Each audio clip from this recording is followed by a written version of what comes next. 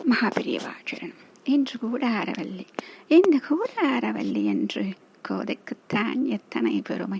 எத்தனை நாட்களாக பாவை நோன்பு நோற்பதற்காக எத்தனை கடுமையான விரதங்கள்! நெய்யுண்ணோம், பாலுண்ணோம், நாட்காலை நீராடி மையிற்றெழுதோம், மலரிட்டு நாம் முடியோம் அப்படின்னு சொல்லிட்டு எத்தனை விஷயங்களை எல்லாம் இந்த பக்தி என்ற மார்க்கத்தில் செய்ய வேண்டும் என்று நமக்கு அழகாக சொல்லிக் கொடுத்தாள் அந்த சிறுமி.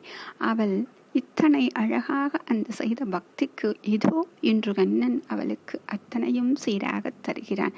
இதோ இவற்றை நீங்கள் அணிந்து கொள்ளுங்கள், இவற்றை நீங்கள் உண்டு மகிழுங்கள் என்று அனைத்தையும் தருகிறானாம். அப்படி செய்வதால் இந்த மயில்களுக்குத்தான் எத்தனை கொண்டாட்டம்! ஆகா, இன்று நம் கோதை அலங்கரித்து கொண்டு வரப்போகிறாள். கண்ணனின் நினைவில் கண்ணனுக்காக அவள் தொடுத்து கொடுத்த மாலையில் கண்ணன் எப்படி அழகாக இருக்கிறான் என்று பார்த்து தன்னை அழகுபடுத்திக் கொள்ளுவாள். அப்படிப்பட்ட கோதை இன்று எவ்வளவு அழகாக இருப்பாள் தெரியுமா என்று சொல்லி இந்த மயில்கள் தோகை விரித்து ஆடுகின்றதாம்.